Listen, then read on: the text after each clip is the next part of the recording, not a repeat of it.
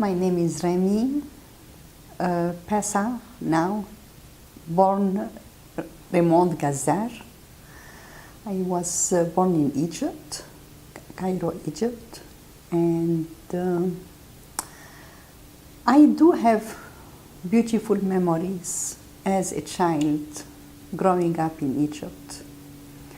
I remember going to Alexandria and Ras El Bar every summer by the beach, spending 3 months by the beach. We had nothing to worry about except watching the water, if we can go swim, if it's a good day to go swim or not, you know. And those are the good memories that stay with me. Do you have brothers and sisters? I do have 2 sisters and 1 brother. My brother lives in Switzerland. He left Egypt very early in 1958. And my sister Lily lives very close to me in Sunnyvale. And Vicky lives in St. Louis, Missouri. Do you have memories of your grandparents? Unfortunately, my grandpa died on my mother's side, died the same week I was born. My grandma left Egypt. She was deported from Egypt after the 1956 war.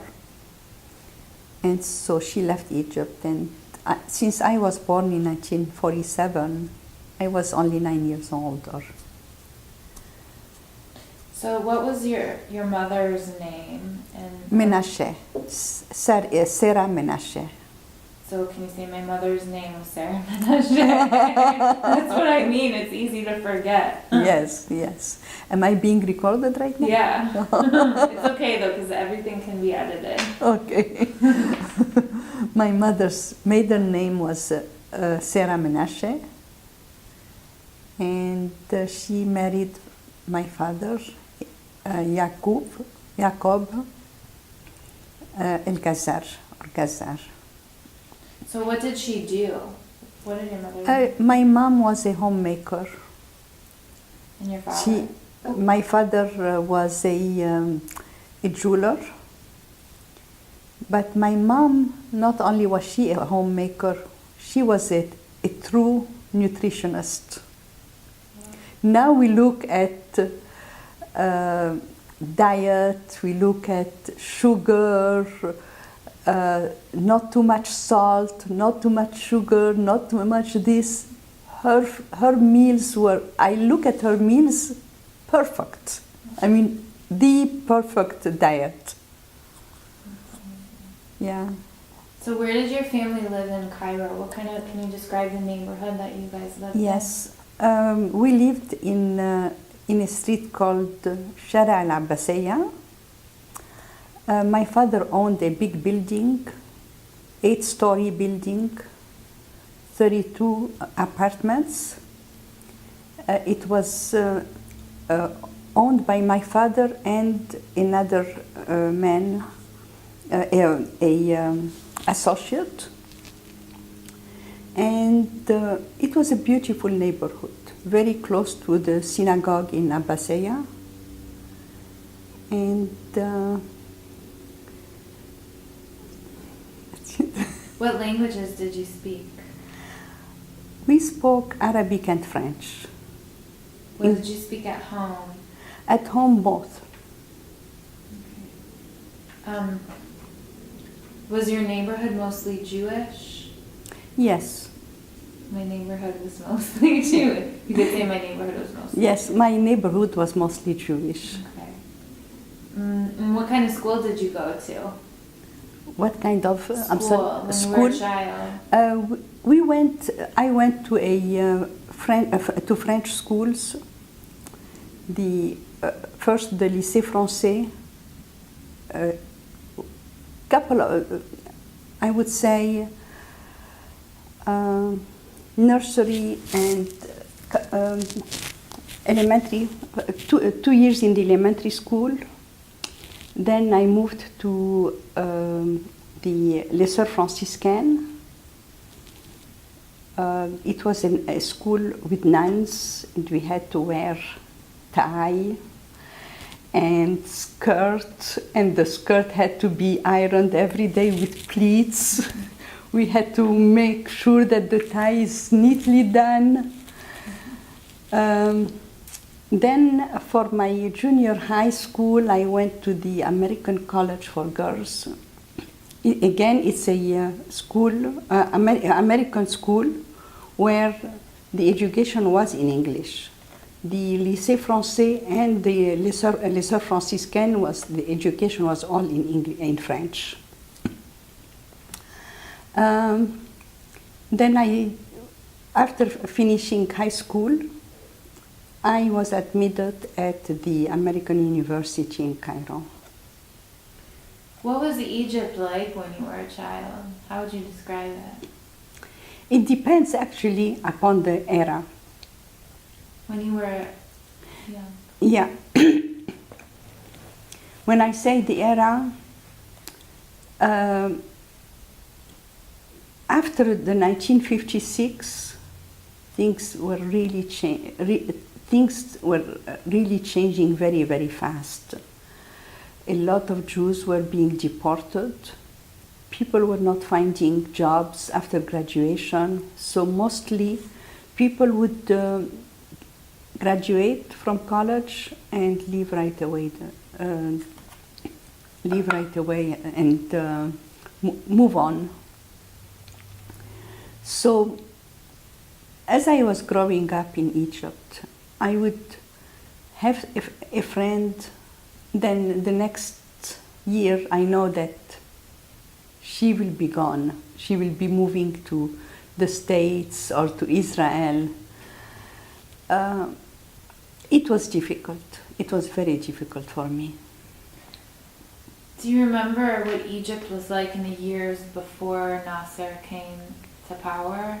Before Nasser came to power in 1952, I don't remember much. I was only 5 years old, you know. Yeah. So were your friends all Jewish? Most of my friends were Jewish, but I also had a lot of Christian friends and some Muslim friends. How did you and your family celebrate Shabbat? That was very special. Celebrating Shabbat was really very, very special. On Friday, we had no school.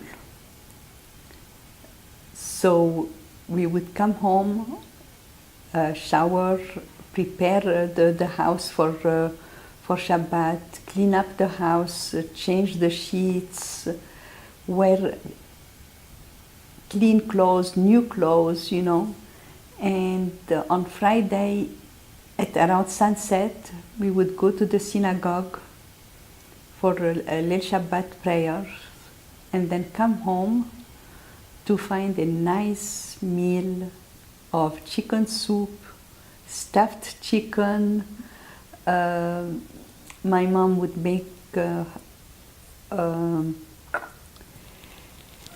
reshta, which means homemade pasta that we put inside the soup, the chicken soup, and it is just out of this world.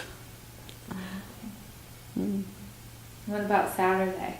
Saturday, we used to go to the synagogue on Saturday morning and come home. The synagogue started very, very early in the morning, around 6:30, 7 o'clock. By 9:30, the service would be over. We would come home to have breakfast together as a family with fava beans, tahini, pita bread, cheese, feta cheese, Greek cheese. It was a lot of family gatherings. Was your neighborhood mostly Jewish? Not really mostly Jewish, but a lot of Jews. I was not living in the Jewish quarter.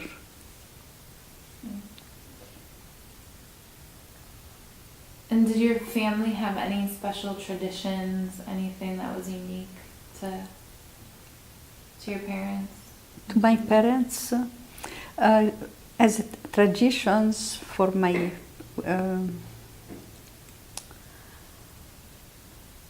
I cannot really remember as anything unique for my parents. Yeah. Did you guys belong to any Jewish organizations? Yes and no. Because as I was growing up, it was during Nasser time, so doing activities as a Jewish has had to be really underground. For example, I studied Hebrew, and we would go to the synagogue to study Hebrew, but it had to be really hush-hush.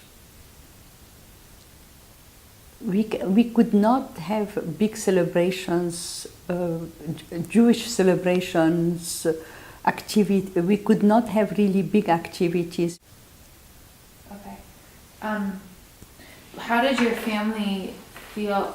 Well, yeah. How did your family feel about Israel? What was your dynamic with Israel? Very strong. My family. I'm not being recorded now, am I? Yeah, you are. Oh, okay. Yeah. So, my family was very much connected to Israel. In fact, when my grandma was deported from Egypt, she went to Israel. My cousins left Egypt and went to Israel. We were not allowed to correspond with them. Our correspondence with our families who were living in Israel was through France, and we would write letters to each other by putting some kind of a different Different address? Not only a different address. When things are not going well, when they would say, for example, I'm sick, or we had kind of dialogues so that we don't show, because any letter we would be receiving in Egypt would be opened and read, and a big tape would be on the envelope showing that this letter has been opened by the Egyptian government. So you mentioned your grandmother's deportation Yes. a couple times. Can you tell me about it? After the 1956 war, the Jews who had French nationalities or Italian nationalities or English nationalities were deported. My grandma had the French nationality and she was deported. So when she arrived in France, she and her daughter and her sons decided to go to Israel. How come in your family didn't have French passports? You didn't have. My father did not have the French passport. And your mother? My mom was married to my father, so she would have the Egyptian nationality like my father. When But one thing that I have to mention, the Jews were not given the Egyptian nationality if they are born in Egypt. They really have to fight in order to get it and pay a lot of money in order to be accepted as Egyptians.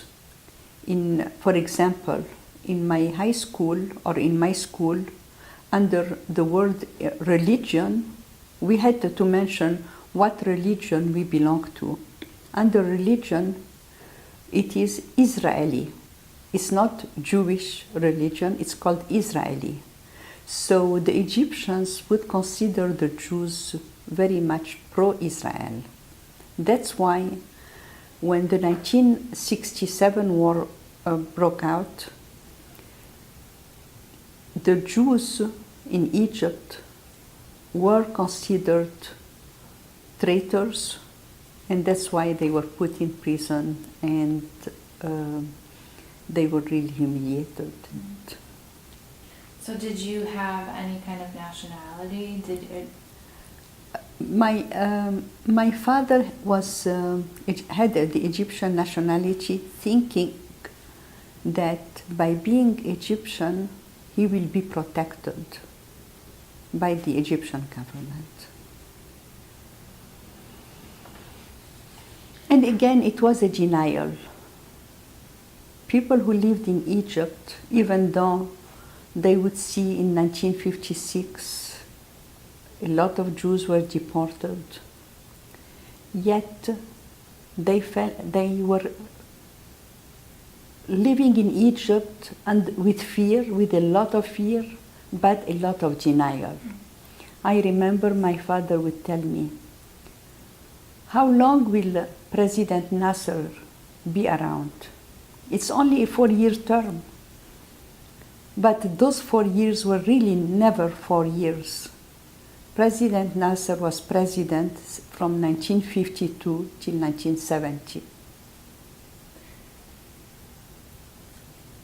Did your family think about leaving when your grandmother was deported? My father did not really want to leave Egypt because he was a jeweler. He was well-to-do in Egypt, and it was a lot of fear trying to go to another country and starting all over again. So my father really did not want to leave Egypt, hoping that things would turn out better, like during the time of before Nasser. Did your mother want to leave? My mom did not want to leave either, but she was very passive. Do you remember at all, I know you were very young, but any memory of Black Saturday when the riots, the anti-British riots in Cairo turned into an anti-Jewish riot? Do you have any memory of that at all? Did you hear about that as a child? Actually, I heard about it as a child. I heard about those riots as a child, but I personally do not have any memories of it. However, Joe talks about it and he has vivid memories of it. So I'm sure when you'll be talking to Joe, you will hear more stories about those riots.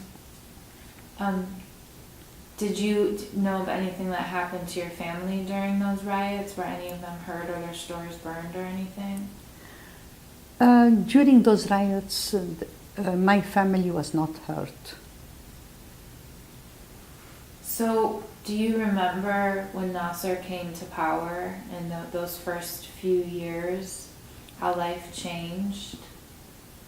Do you have memories of that? I have memories of the 1956 war. Vivid and sad memories. I would hear bombing. We had to completely cover all the windows with blue, navy blue, having no lights whatsoever. And anytime we would hear a bomb, we had to go underground, under the bed, and it was just such a scary, scary time for me. I had, for years, I would wake up in the middle of the night and I would be screaming, hearing those bombs and being so scared of it. Must have been really confusing time. It was. Yes, it was confusing. Yeah. And very difficult for a child who's 9 years old. And when the war of 1956 broke out, it was right before my birthday. And my father came home and told me, "Remy, we have to move. We have to leave the house. We have to go to Grandma." I told him, but wait a minute, Dad, what about my birthday? We were going to have a big birthday party. He said, later on, come on, Remy, let's go quickly. And we had to really rush in the middle of the night and go to Grandma because my father knew that other people were taken in jail during the 1956, and he was scared for himself and for us. How nationalized it as a Jewish person in Egypt when Egypt is having this crisis with Israel? I mean, I know it was confusing and scary, but how did it make you feel about being Egyptian or being Jewish or being Israeli or any of that? I have to say, even though I was born in Egypt, I never felt I was truly Egyptian. Mainly because the way I was treated by the Egyptians. I remember having a very, very good friend of mine in 1967, after the 1967 war. She was the daughter of an ambassador, and I thought that she was broad-minded, and I considered her a very good friend until the war broke out. And I would call her on the phone, no answer. When I went to school, I went to her, I told her, Magda, how come you never called me back? And she said, I'm not allowed to talk to you anymore. You are Jewish. Just like that.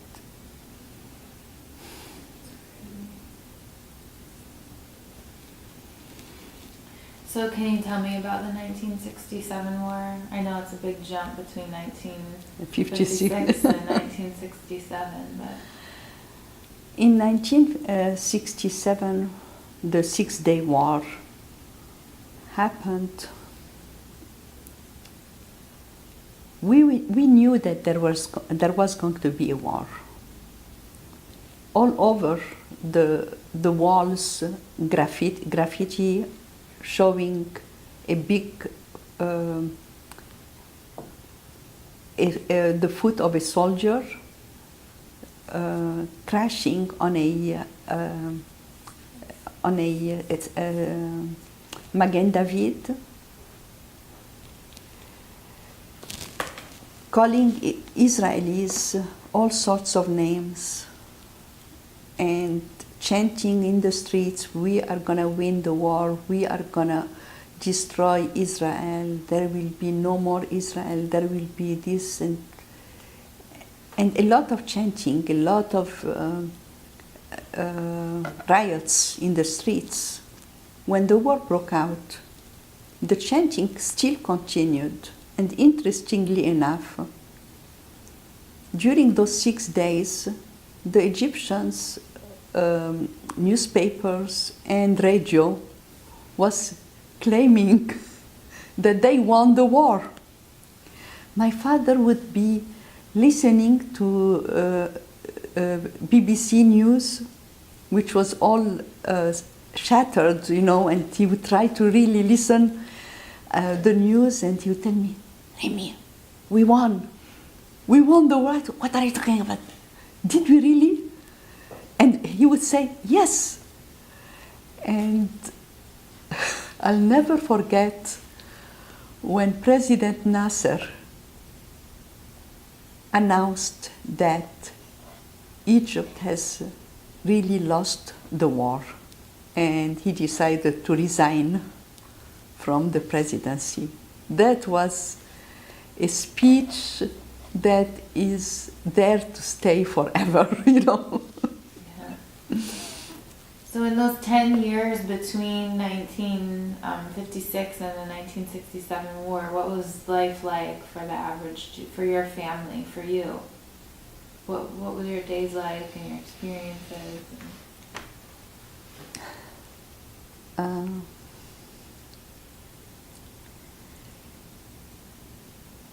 A lot of adjustment, losing one friend after the other. That was the biggest adjustment. The biggest shock I had was when my sister Vicky got married and she left the country.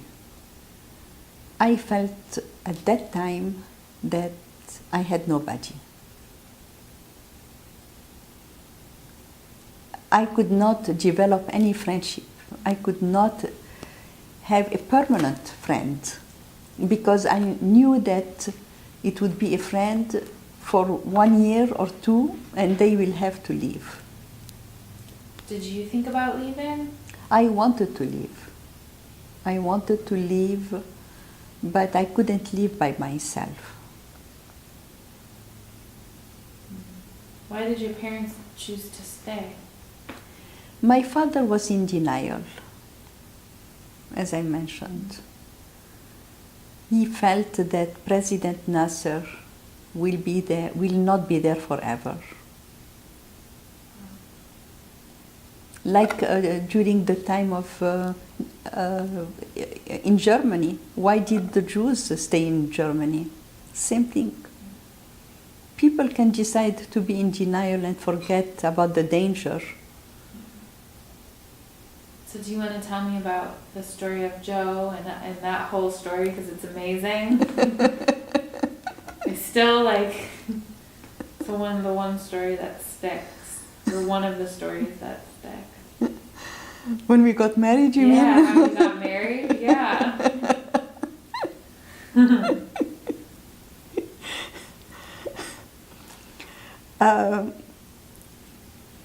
We were engaged, Joe and I were engaged, and we were supposed to get married in 1968 after Joe finishes his college.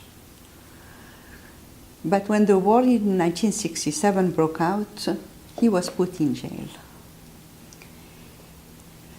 It was very sad for me because all my dreams as a young girl, getting married, having a life of her own, all my dreams were shattered. For the first 6 months, we had no idea what happened to Joe, his family, the other community, other people. It was actually every Jewish man from the age of 18 till the age of 55 was put in jail. No discrimination. My cousin, my uncle, name it, you will find it. So within 1 day, you find women being without a husband, without a child. It was just horrible. I cannot describe to you how difficult it was when every home was being attacked.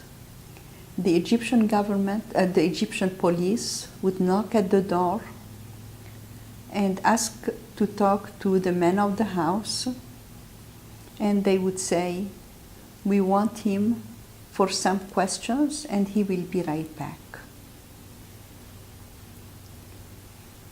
When they said right back, it never happened. 1 day passes, 2 days, 1 week, 2 weeks, and we were still wondering what happened. For the first 6 months, we never knew whether they were alive or dead.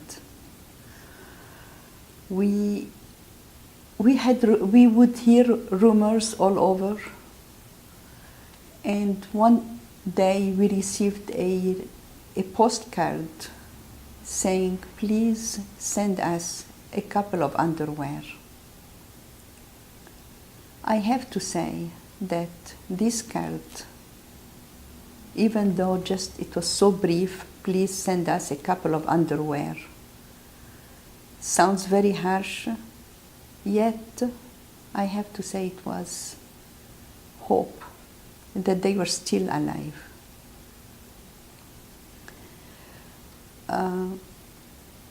For the first 3 years, for 3 years, we were not allowed to see each other except behind bars.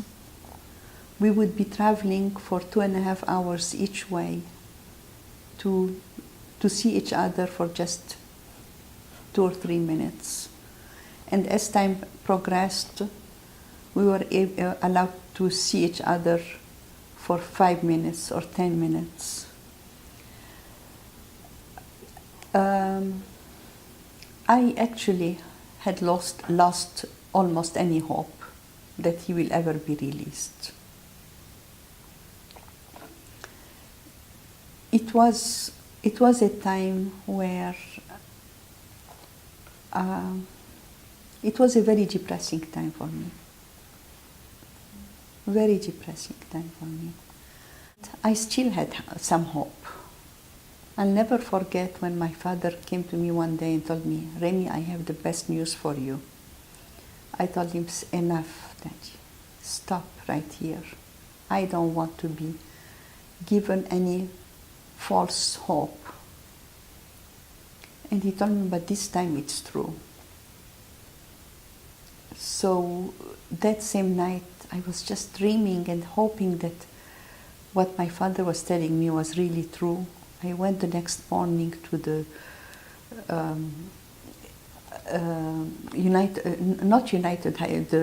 United Nations, and I spoke to the rep there. He told me, "Yes, congratulations. They will be, in fact, the first batch of people has already left. And the next is coming, they will be leaving in batches, 5, 6 people at a time." So when I found that out, guess what I did?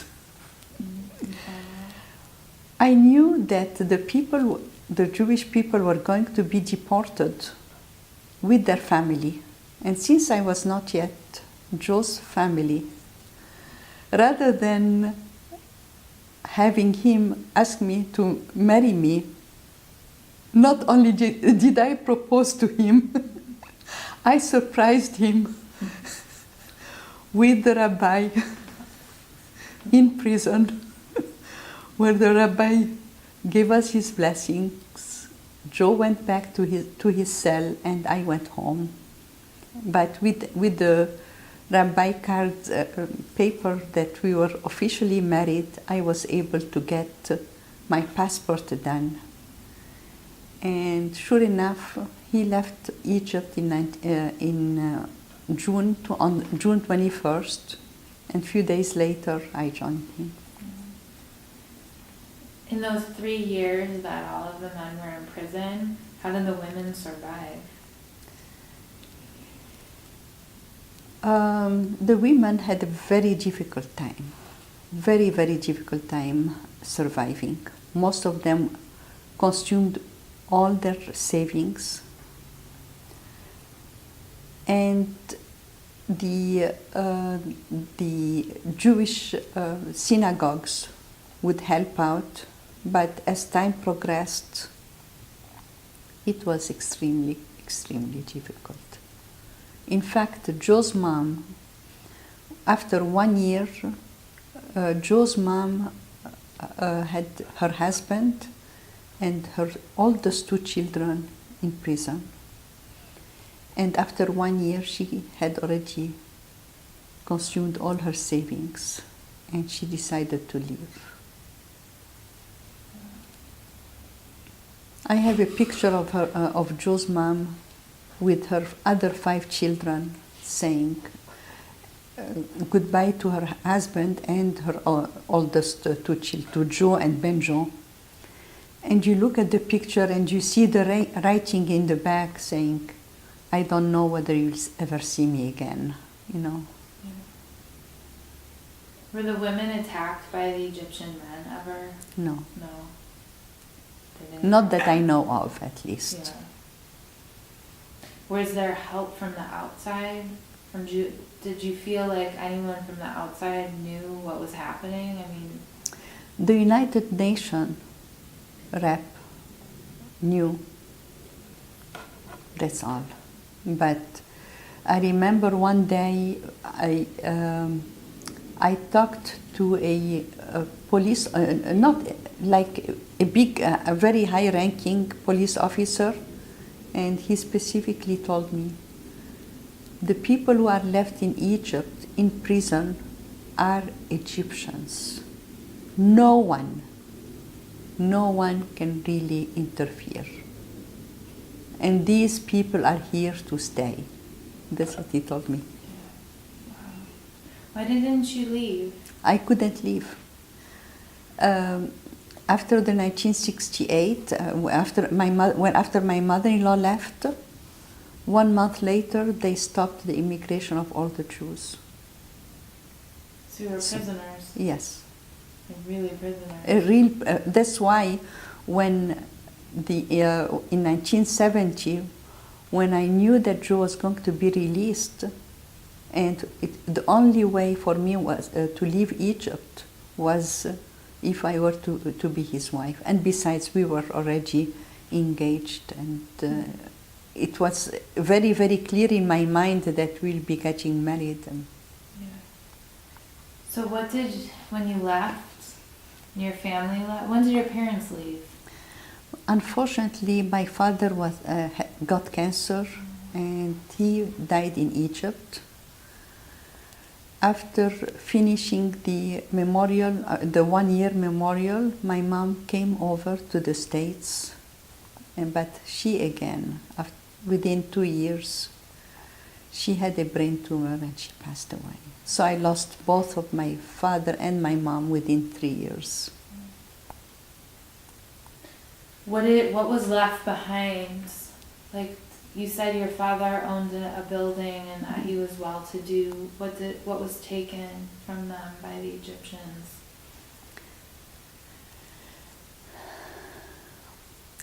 All his belonging. But what can you say? Life goes on. Yeah. Did you leave things behind? When I left Egypt, I was only allowed to have on me 25 pounds, Egyptian pounds.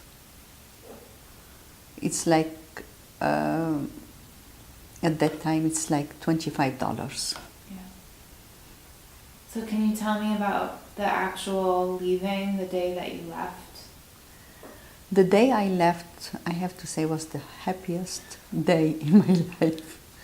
When I took that plane and we flew, I felt free. For the first time in my life, I truly felt the freedom, and it was just so amazing.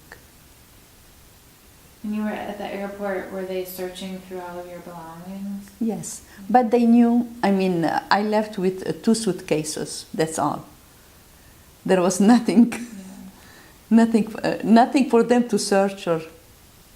And Joe left 3 days before you, and then yes. You followed. And then you were reunited in Paris, the most romantic city in the world. It's amazing. So when you got to Paris, what was life like those 6 months? Because I was fluent in French. I worked at the Côte in France, in Paris. And Joe also worked when he was in France.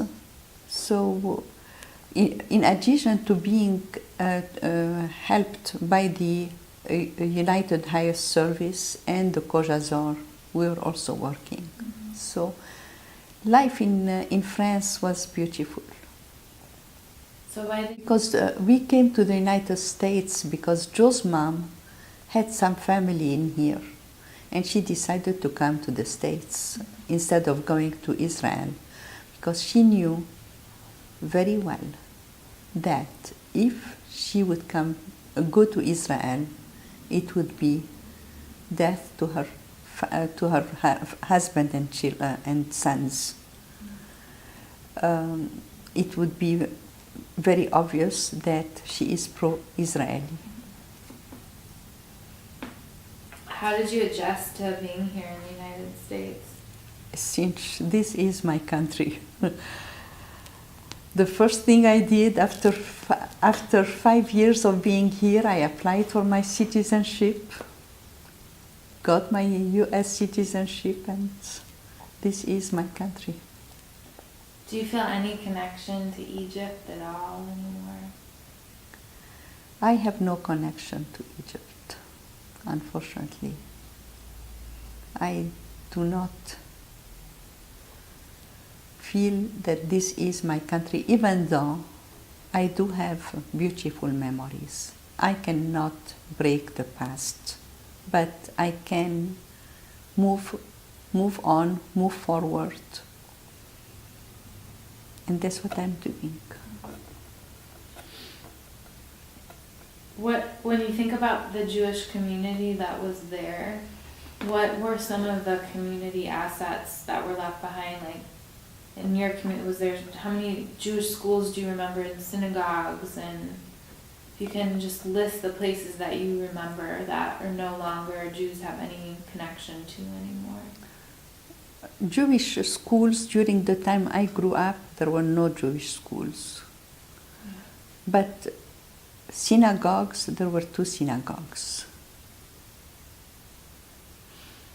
And what have you done to preserve your Sephardic Egyptian heritage?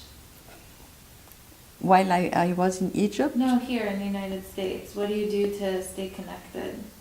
We have a synagogue called Bnei Israel. And this synagogue is mostly for the Karaites living in the United States. In fact, this is the only Karaite synagogue in the U.S. Mm-hmm. So I'm sure you have a million stories. I mean, you lived in Egypt when things were really bad. Is there anything else? Is there any story that you want to share that needs to be documented? Anything that you know that I don't know that you want to tell? I think I spoke. You did it all? I think I did it all. Okay. Yeah. Okay. Thank you. Yeah, you're Thank welcome. you, Sarah.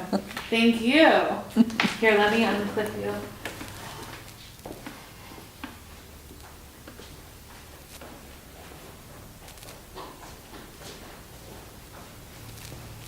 That was good.